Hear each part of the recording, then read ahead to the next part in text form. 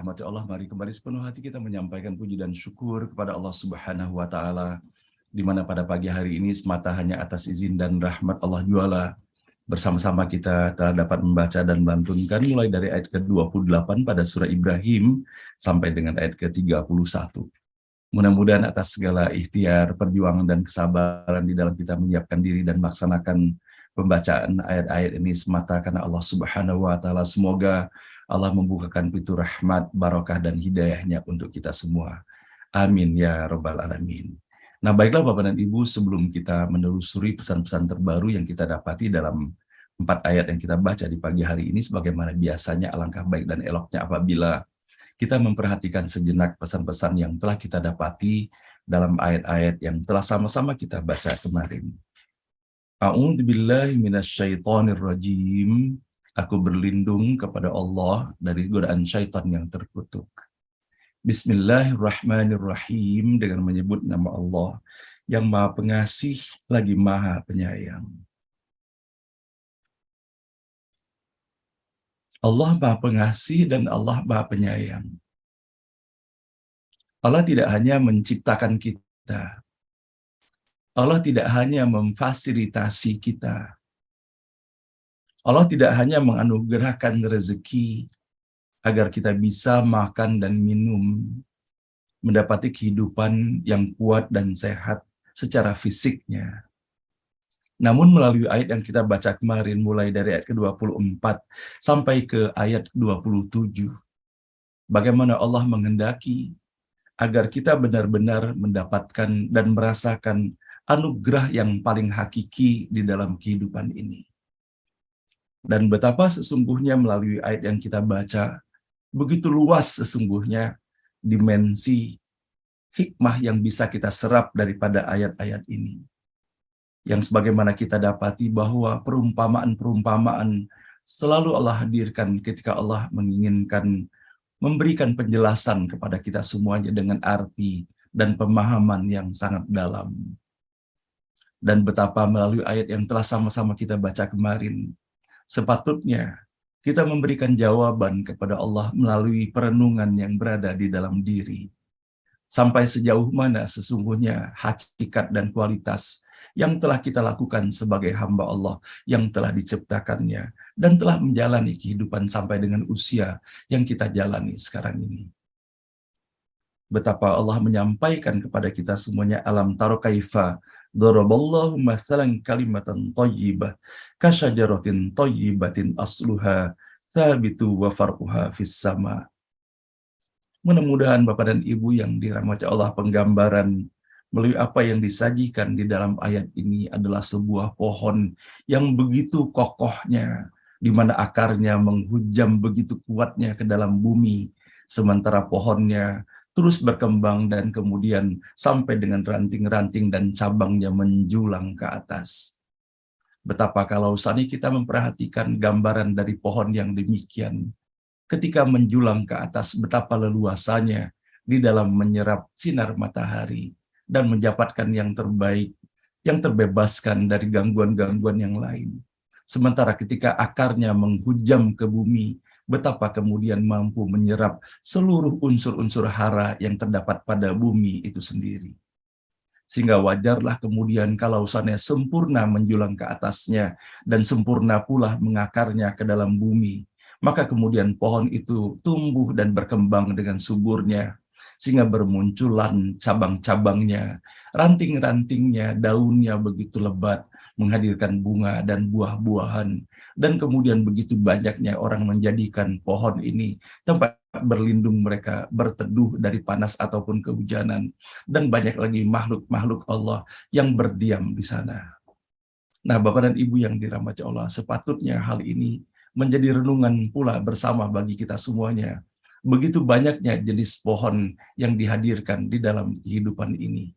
Dan bahkan bagaimana Allah menggambarkan kepada kita semuanya, tidak saja pohon yang menjulang demikian kokoh, subur, dan rindangnya, tetapi Allah hadirkan pula sebagai gambaran pohon yang telah tercerabut dari akarnya, menjadi pohon yang tidak berguna sama sekali.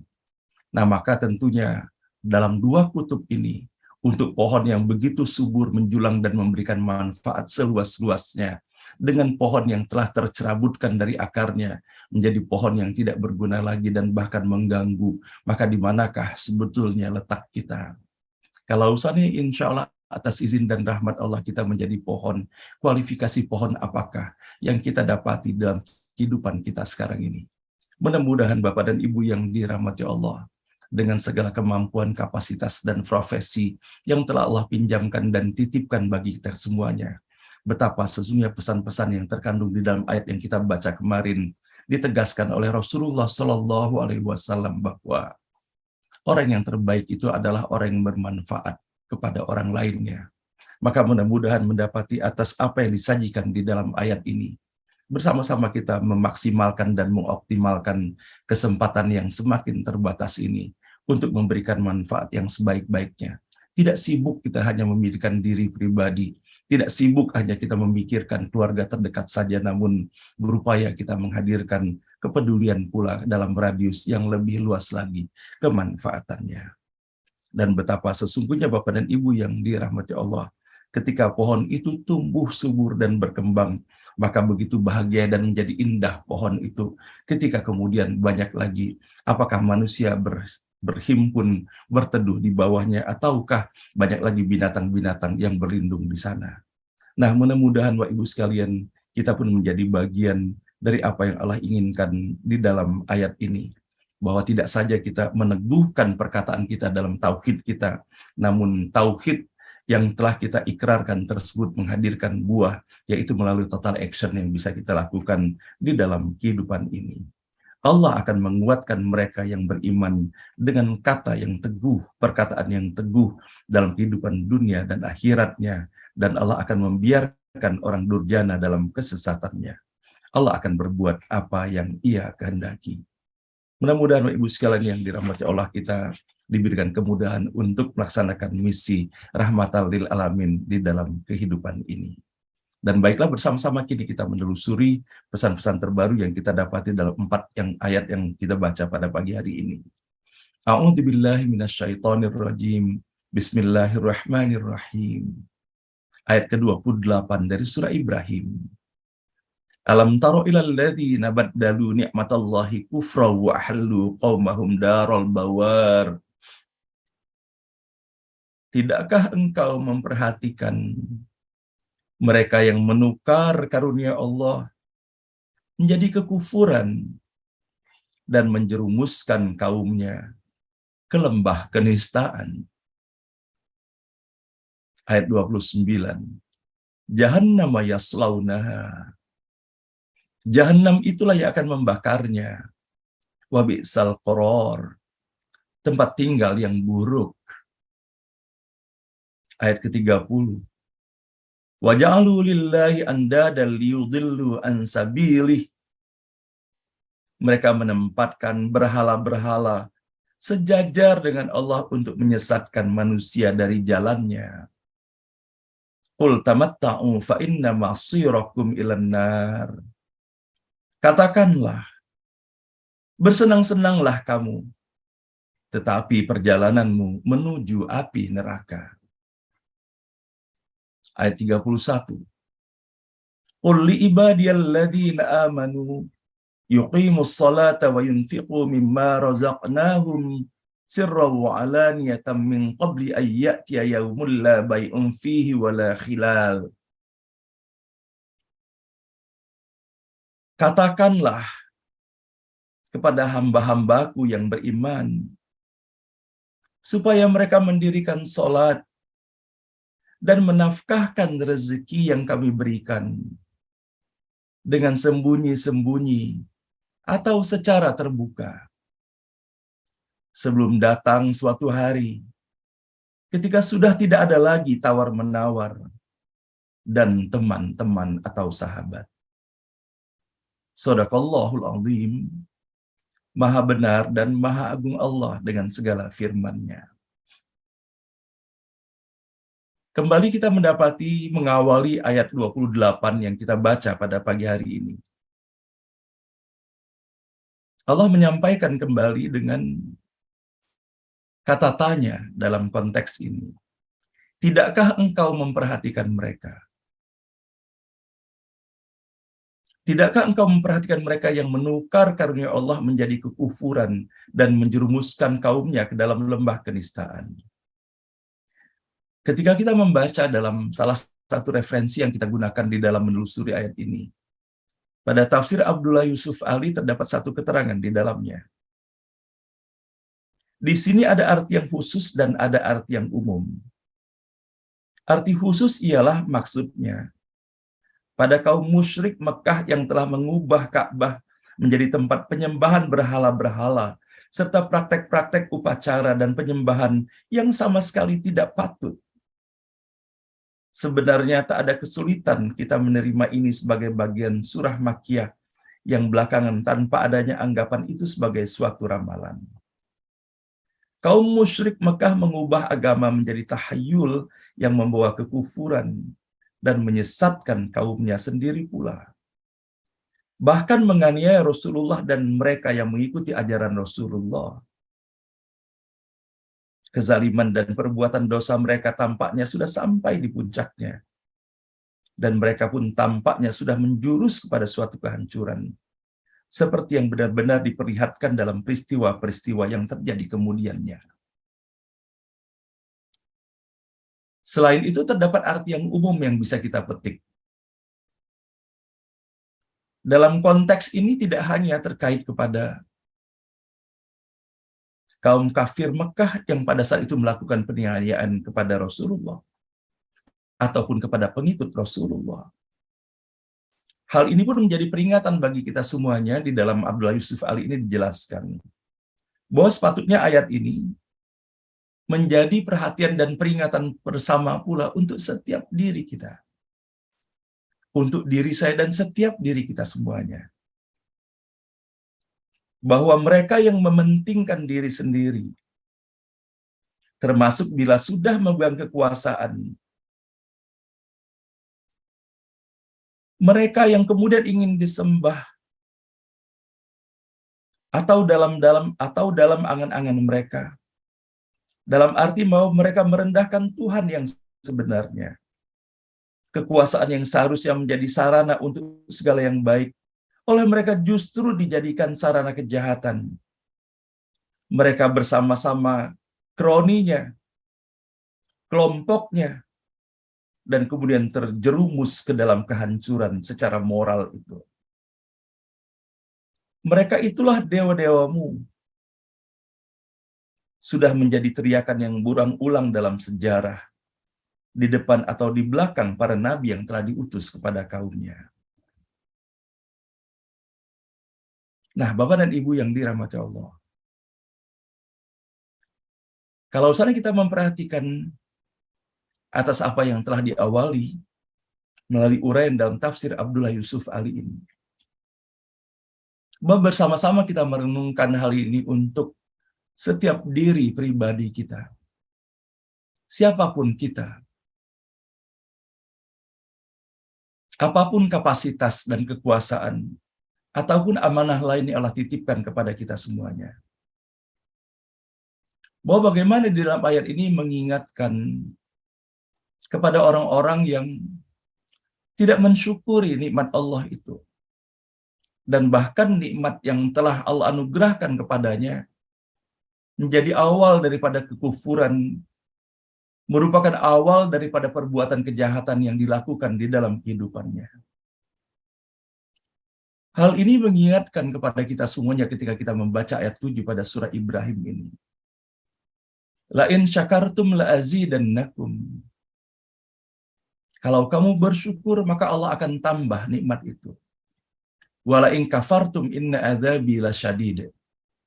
Akan tetapi kalau seandainya kufur, maka sesungguhnya azab Allah itu sangatlah pedih. Maka kalau saat kita menelisik di dalam kehidupan diri pribadi ataupun fenomena yang berlaku dalam keseharian kita, betapa seseorang boleh jadi sebelumnya tidak memiliki kekayaan yang banyak. Kemudian Allah anugerahkan kekayaan baginya. Allah titipkan kekayaan itu. Sama seperti halnya seseorang yang boleh jadi sebelumnya tidaklah memiliki jabatan ataupun kekuasaan apa-apa. Kemudian dengan berjalannya waktu, Allah uji. Dengan Allah menitipkan jabatan dan kekuasaan kepadanya. Maka kalau seandainya kita menyadari hakikat bahwa kekayaankah, kekuasaankah, jabatankah, kesehatankah, gelarkah, popularitaskah, kebahagiaan apapun yang kita dapat dalam kehidupan ini, bahwa semuanya itu adalah berasal dari Allah Subhanahu wa Ta'ala, maka bisa dipastikan yang akan muncul ekspresinya adalah merunduk diri ini di hadapan Allah Subhanahu wa Ta'ala. Dikarenakan mengetahui bahwa Allah yang telah memberikan itu semuanya. Sama seperti halnya kita dapati dalam kehidupan sehari-hari. Antara seseorang dengan majikannya. Kalau seandainya seseorang itu mengetahui benar bahwa segala kebutuhan hidupnya dipenuhi oleh majikannya, segala keinginannya segera dipenuhi oleh majikannya, maka insya Allah kita akan melihat pada sosok itu begitu setianya kepada majikannya. Menyampaikan terima kasih tidak pernah berhenti-hentinya. Dan dalam skala kecil pun kita bisa melihat dan menjalani dalam kehidupan ini. Ketika kita mengetahui bahwa seseorang itu memberikan perhatian kepada kita, baik secara materi ataupun non-materi, maka kemudian kita pun menjadi dekat dengannya. Dan muncul keinginan di dalam diri ini untuk berbuat baik pula kepadanya. Dan bahkan ingin rasanya membuat yang lebih baik dari apa yang sudah dilakukannya.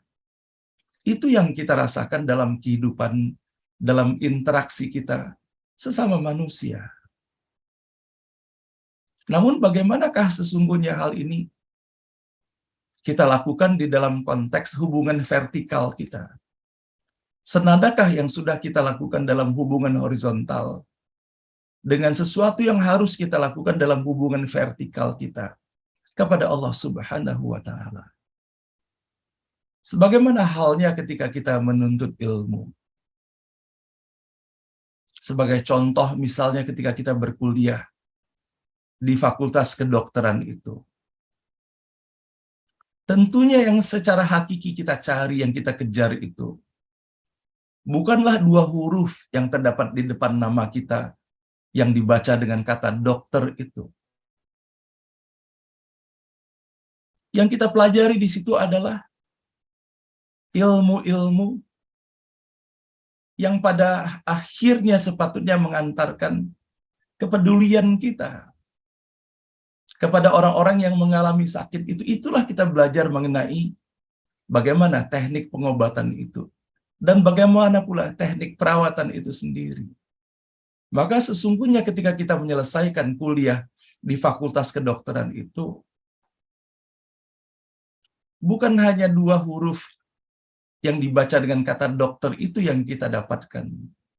Namun hakikatnya seharusnya adalah hadir kepedulian, kepekaan yang lebih tinggi kepada orang-orang yang membutuhkan bantuan, sementara kita memiliki potensi dan kapasitas bisa memberikan bantuan dalam bentuk kesehatan itu sendiri.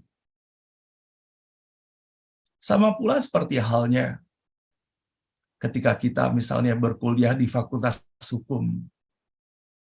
Maka yang kita cari bukanlah gelar sarjana hukum itu, atau bukanlah yang kita cari itu bahwa dengan gelar itu maka kita mudah mencari pekerjaannya. Tidak salah tentunya kalau saja kita bahagia bahwa kita bisa menyematkan dua huruf sarjana hukum itu sebagai pengakuan atas keilmuan yang telah kita ikhtiar dan upayakan. Tidak salah pula kalau seandainya dengan gelar yang kita peroleh itu memudahkan kita di dalam kita mencari nafkah, mendapatkan pekerjaan pada lembaga tertentu. Namun hakikatnya bukan hanya itu. Ketika kita mempelajari ilmu-ilmu hukum itu ujungnya adalah keadilan. Maka sepatutnya rasa keadilan itu ada.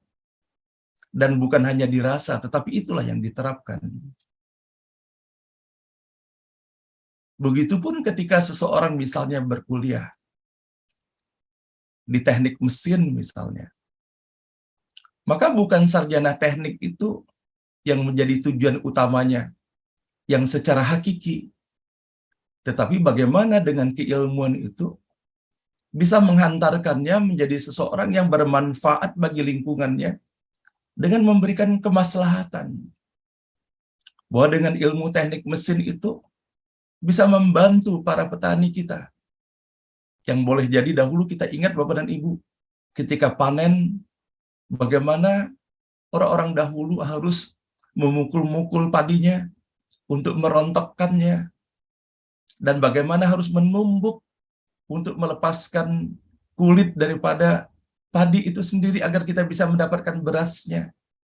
Maka kemudian dengan teknologi permesinannya, begitu banyak kemudahan yang didapati oleh para petani kita. Dan bahkan kita bisa mendapati bagaimana mereka meningkat produktivitasnya dengan teknologi itu sendiri. Begitupun halnya sekarang ini, di era digital sekarang ini, dengan teknologi informasi yang begitu berkembang.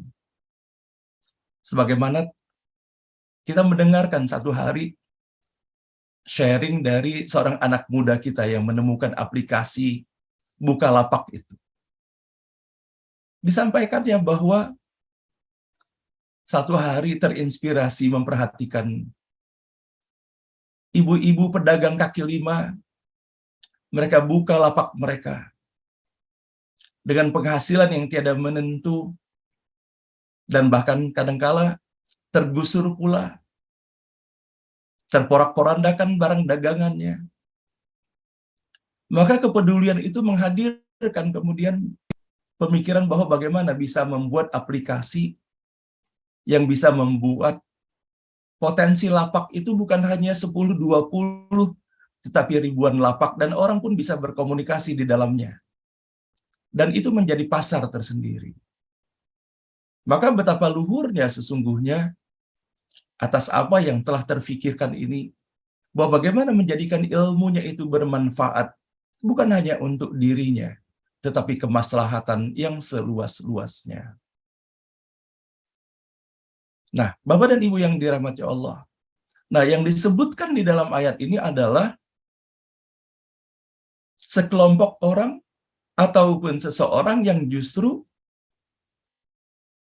mengubah nikmat yang telah diperolehnya itu bukan dalam rangka meluaskan nikmat itu sebagai bagian dari rasa syukur kepada Allah, justru melakukan segala sesuatu yang kemudian membuat dirinya berseberangan dengan Allah Subhanahu wa Ta'ala. Maka betapa banyak kita mendapati dalam kehidupan sekarang ini, berbagai profesi mereka telah menyalahgunakan hartanya, menyalahgunakan jabatannya, menyalahgunakan gelarnya, menyalahgunakan kesempatan dan kepercayaan yang telah diberikan kepadanya. Maka betapa mengerikannya sesungguhnya apabila kita memperhatikan peringatan Allah yang kita dapati di dalam ayat ke-28 dan di dalam ayat ke-29 dan 30 ini. Boleh jadi Bapak dan Ibu yang dirahmati Allah, secara fisik dan materi, kita menganggap orang-orang yang melakukan hal yang demikian, menghalalkan berbagai cara, adalah yang sukses secara materinya, namun tidak sesungguhnya. Bahkan mereka menyengsarakan diri mereka sendiri dengan melakukan hal-hal yang demikian. Sebagaimana kita memperhatikan di dalam kisah Nabi Musa dengan Fir'aun misalnya, betapa kelebihan dan keistimewaan Allah berikan kepada Fir'aun itu. Begitu suksesnya menjadi seorang raja, dan begitu luas pula kekuasaannya. Namun ternyata kepintaran kekuasaan yang dimilikinya tidak membuatnya sadar bahwa sesungguhnya ada Allah Subhanahu wa Ta'ala. Dan bahkan kekufuran muncul di dalam dirinya ketika mengatakan dan memerintahkan bahwa ialah sebagai Tuhan itu. Nah, Bapak dan Ibu yang dirahmati Allah, bagaimana kita bisa mendapati ketika pengingkaran dan kekufuran kepada Allah melekat pada diri seseorang sebagaimana dalam kisah Fir'aun itu. Kesombongannya atas segala kekuatan dan kekayaan yang dimilikinya telah mengatakan bahwa dirinya adalah Tuhan.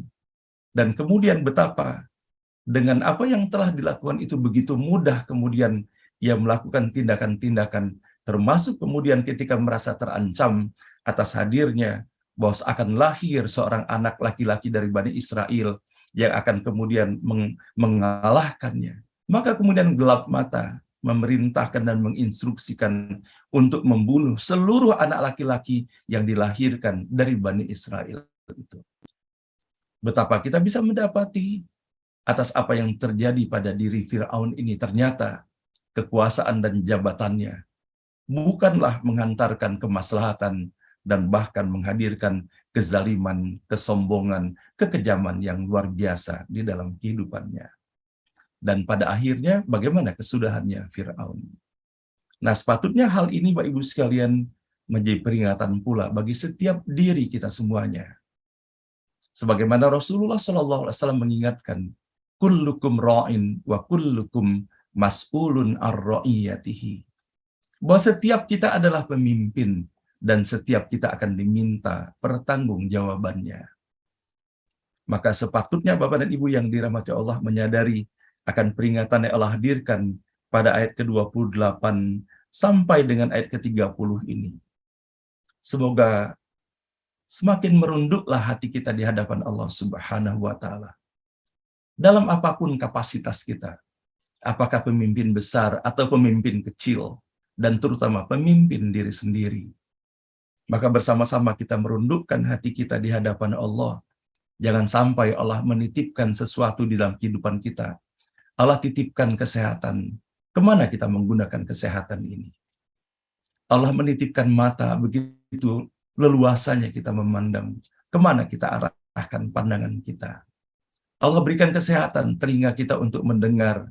Kemanakah lebih banyak kita gunakan telinga ini untuk mendengar? Apakah banyak kita mendengarkan penyampaian ayat-ayat Allah?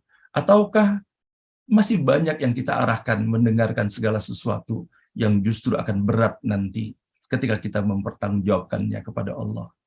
Terutama lisan kita, Bapak Ibu sekalian. Lisan kita. Allah berikan keleluasaan di dalam kita berkata-kata, mengucapkan sesuatu. Maka berhati-hati benar. Begitu banyaknya peringatan dari Allah Subhanahu wa Ta'ala tentang lisan ini.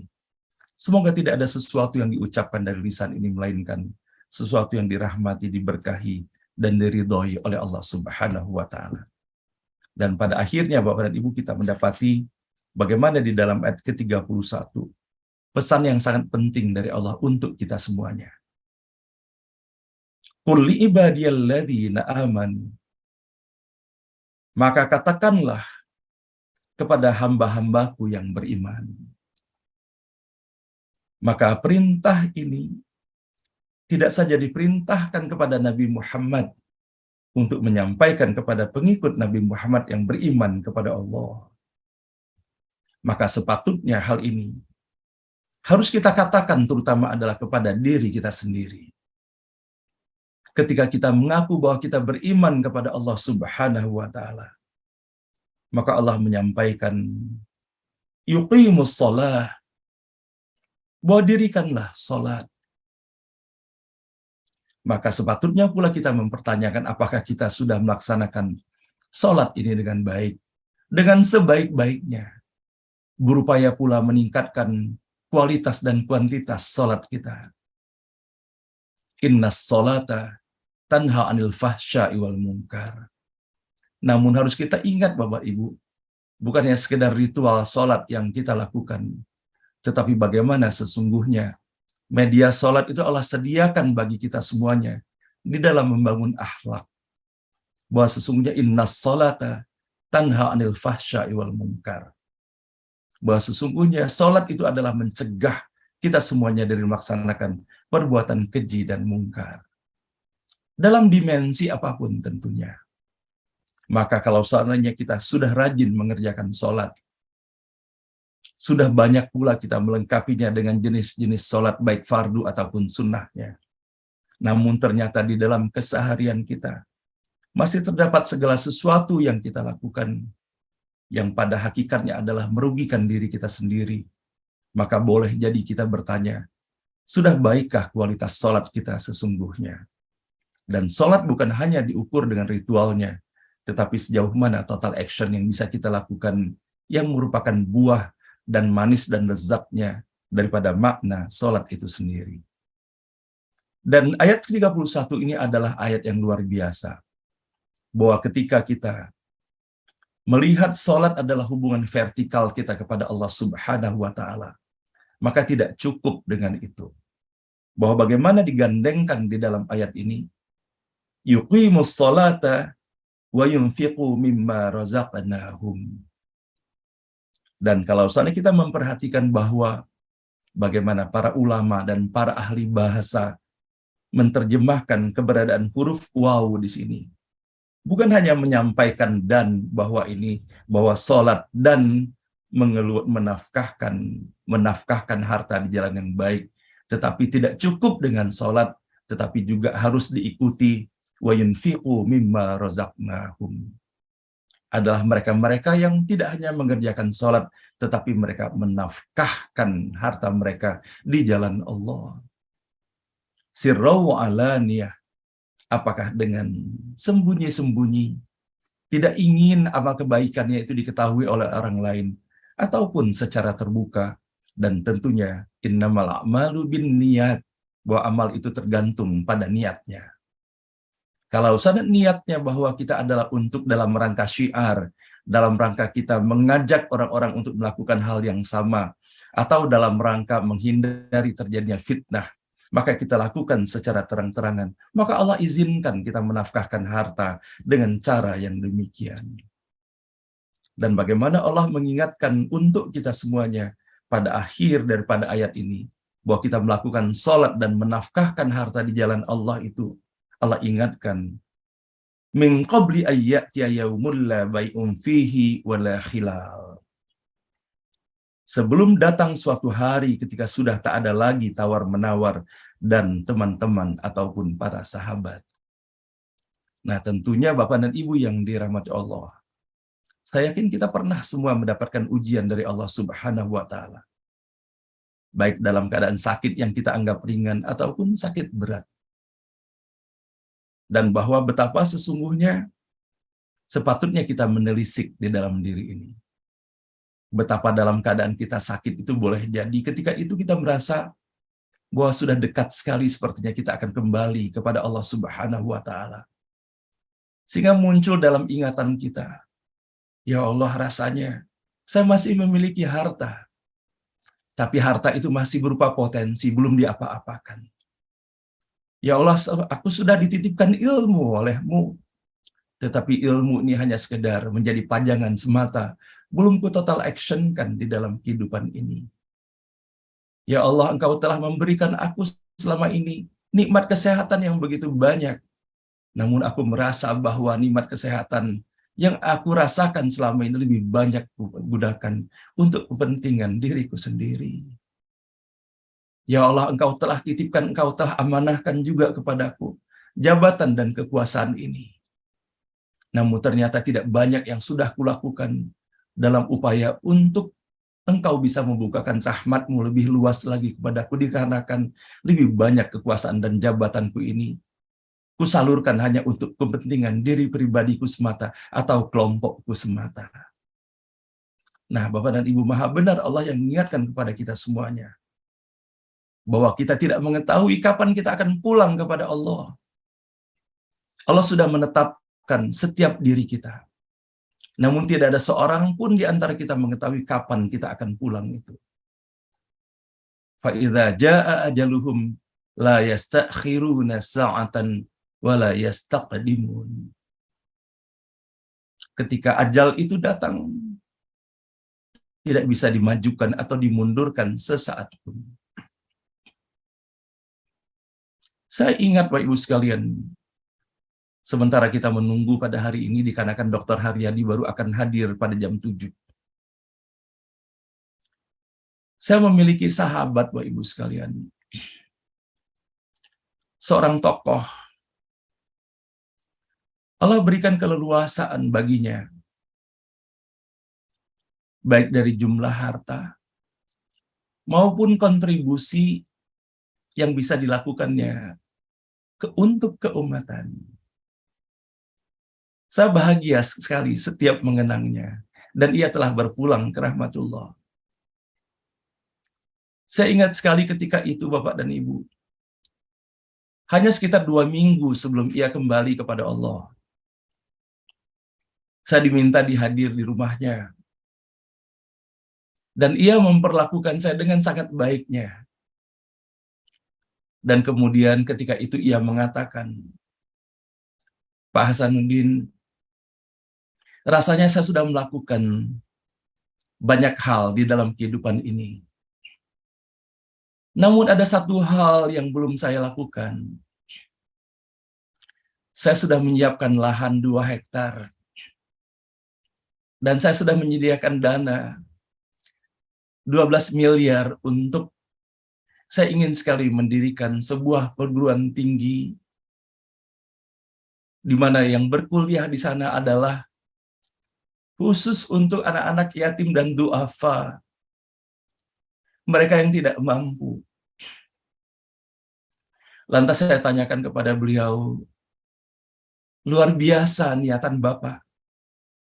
Semoga Allah merahmati. Sudah sejak kapan Bapak memiliki niatan ini? Sudah lama, Hasanuddin. Terus kenapa belum dilaksanakan, Pak? Karena saya belum memiliki orang yang mantap hati saya untuk mempercayakan, untuk melaksanakan ini kepadanya. Saya khawatir kalau seandainya beliau tidak amanah, sehingga setelah saya kembali kepada Allah nanti tidak dilaksanakan amanah yang saya titipkan kepadanya dengan baik. Kemudian saya sampaikan kepada beliau, Pak, ini luar biasa Bapak memiliki niatan ini. Memang sepatutnya demikian, Bapak berusaha mencari yang terbaik.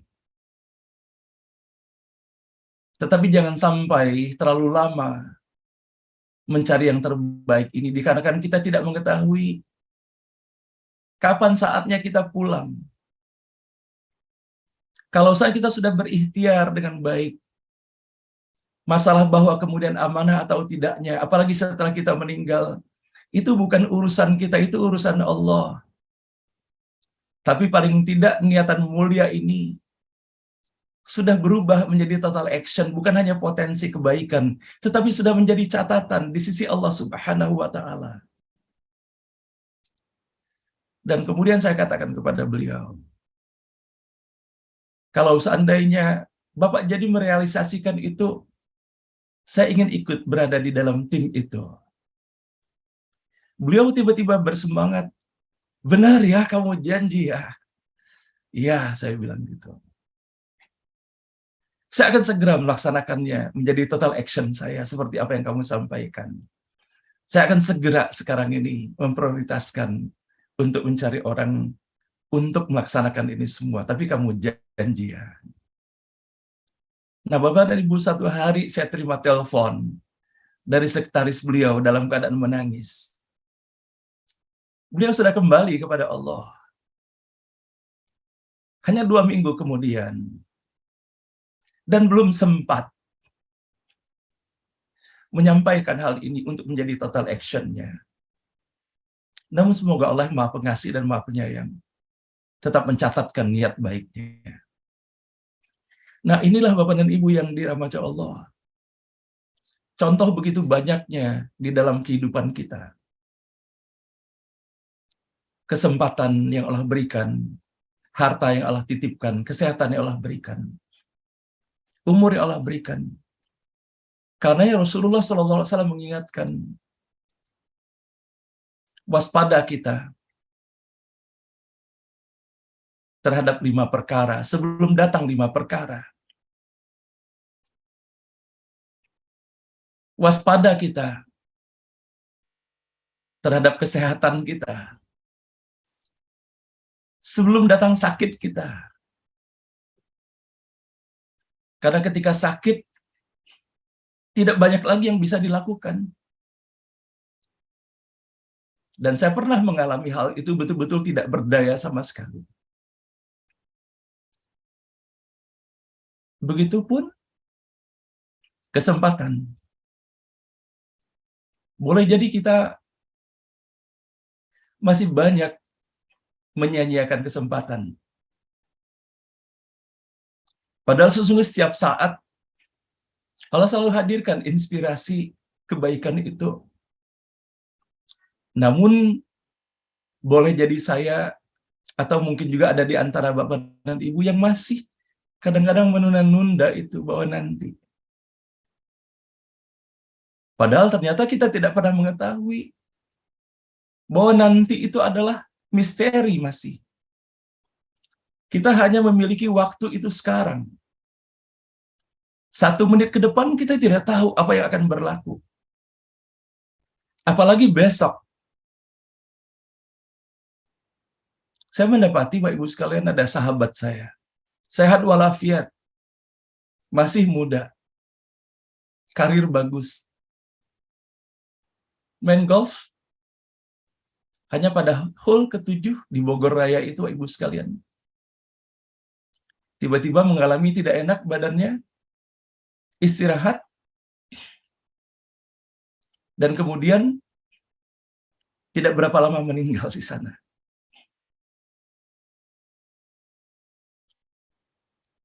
Nah inilah. Dan terutama kesempatan hidup sebelum datang kematian kita. Maka bahwa benar Allah yang menyampaikan untuk kita semuanya. Dalam surah Ali Imran ayat ke-133. Wasari'u ila maghfiratin mir rabbikum wa jannah. Bahwa bersegeralah.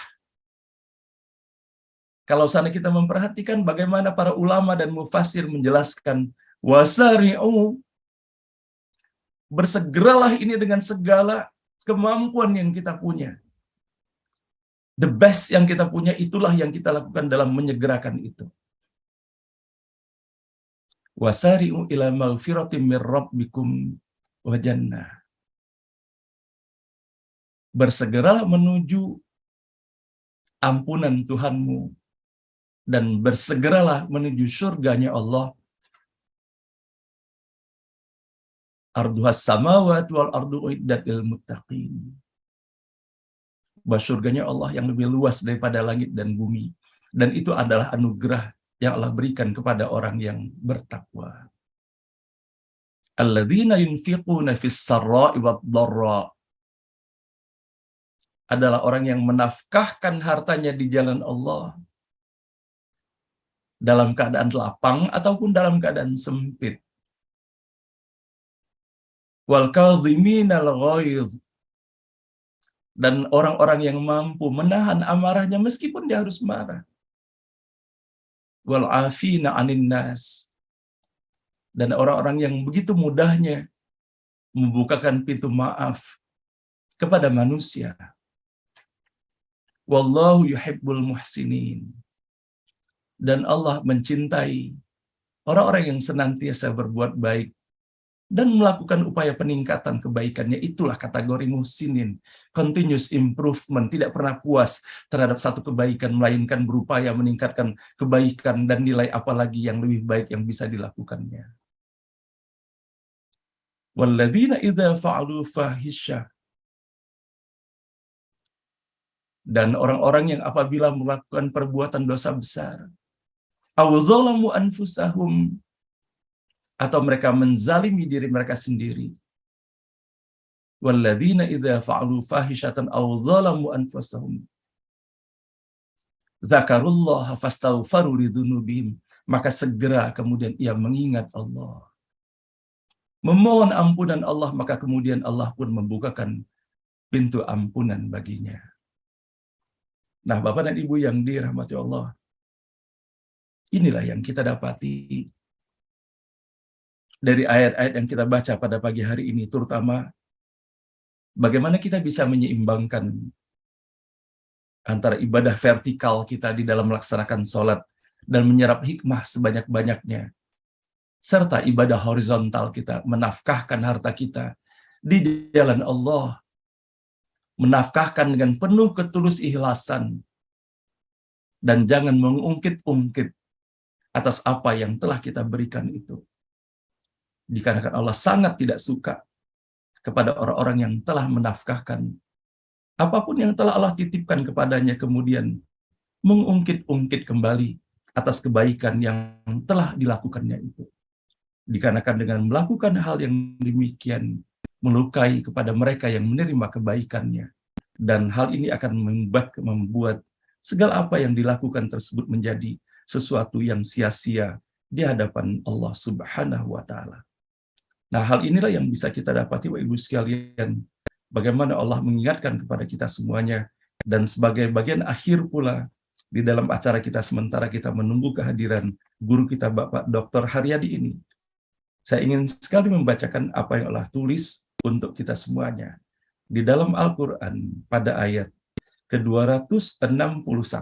Masalul ladzina yunfiquna amwalahum fi sabilillah kamatsali habbatin ambatat sab'a sanabila fi kulli sumbulatin mi'atu habbah wallahu yudha'ifu liman yasha wallahu wasi'un alim. Perumpamaan orang yang menginfakkan hartanya di jalan Allah seperti butir biji yang menumbuhkan 7 tangkai. Pada setiap tangkai ada 100 biji. Allah melipat gandakan bagi siapa yang Dia kehendaki. Dan Allah Maha luas, Maha mengetahui. Sehingga bukan hanya 700 kali, tetapi Allah bisa memberikan balasan sesuai dengan apa yang ingin Allah inginkan. Wallahu yudha'ifu liman yasha. Alladzina yunfiquna amwalahum fi sabilillahi tsumma la yusbi'una ma anfaqu mannaw wala adza lahum ajruhum inda rabbihim wala khaufun 'alaihim wala hum yahzanun. Yaitu orang yang menginfakkan hartanya di jalan Allah, kemudian tidak mengiringi apa yang dia infakkan itu dengan menyebut-nyebutnya dan menyakiti perasaan penerima. Mereka memperoleh pahala di sisi Tuhan mereka. Tidak ada rasa takut pada mereka, dan mereka tidak bersedih hati. Qaulun ma'rufun wa maghfiratun khairum min shadaqati yatba'uha adza wallahu ghaniyyun halim. Perkataan yang baik dan pemberian maaf lebih baik daripada sedekah yang diiringi tindakan yang menyakiti. Allah Maha Kaya, Maha Penyantun. Shadaqallahul Azim, Maha benar dan Maha agung Allah dengan segala firman-Nya. Demikian Bapak dan Ibu yang dapat sama-sama kita telusuri di dalam kita membaca ayat 28 sampai dengan ayat 31 pada pagi hari ini.